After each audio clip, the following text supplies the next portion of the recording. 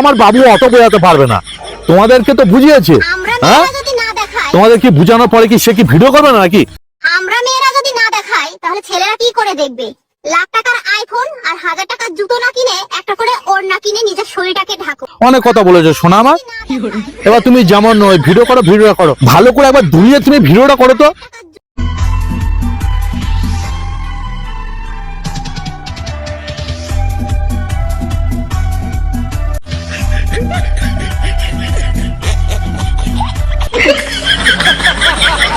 আমরা মেয়েরা যদি না দেখাই তাহলে ছেলেরা কি করে দেখবে?